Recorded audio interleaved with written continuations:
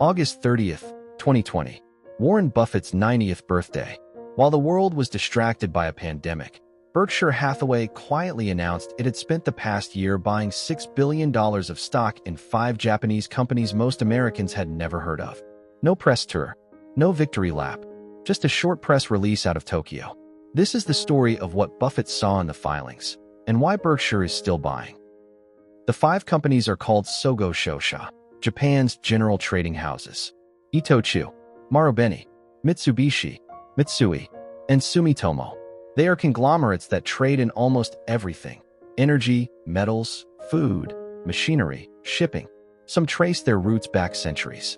Each one owns interests in a vast array of businesses, which is why Buffett said they operate in a manner somewhat similar to Berkshire itself. The initial position, $6.3 billion, slightly more than 5% of each of the 5 companies. Berkshire had bought the shares over roughly 12 months of regular purchases on the Tokyo Stock Exchange, slowly enough that nobody noticed. And in the announcement, Buffett pledged to keep Berkshire's stake below 9.9% unless invited higher. Remember that ceiling. It matters later. Why buy? Buffett's own explanation, written in his 2024 shareholder letter, is the entire philosophy of this channel in a single sentence.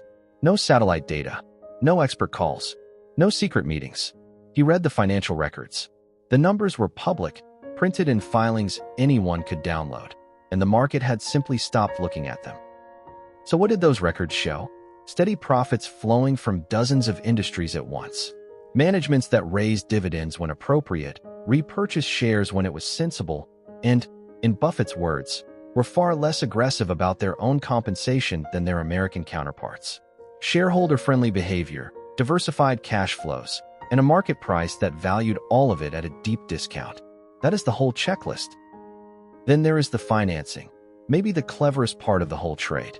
Berkshire didn't just buy Japanese stocks with American dollars. It borrowed yen, billions of dollars worth of yen-denominated bonds, all at fixed rates, with coupons roughly between 1% and 3%. If the yen weakens, the stocks are worth fewer dollars, but so is the debt. Buffett calls the position approximately currency neutral and says he has no view on future exchange rates.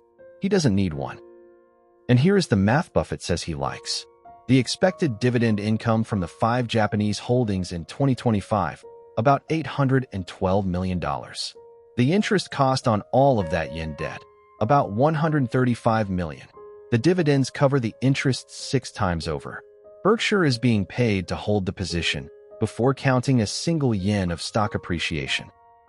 Berkshire kept buying, 5% at the announcement, around 7.5% by 2023, roughly 9% by late 2024, and that 9.9% ceiling?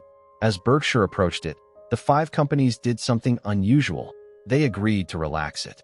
By late 2025, Berkshire stakes had crossed 10% of Mitsubishi and Mitsui, with the others close behind.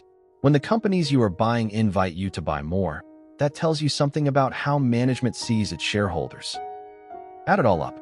Berkshire's total cost after more than 5 years of steady buying, $13.8 billion. Market value at the end of 2024, $23.5 billion. And by October 2025, the position had grown past $30 billion. Roughly $10 billion in gains as of the last letter, on companies the market had left for dead in 2020, with a rising dividend stream stacked on top. This was never a trade. Buffett wrote that the holdings are for the very long term, and that Greg Abel and his eventual successors will keep the position for many decades. And after Buffett stepped down as chief executive, that is exactly what happened.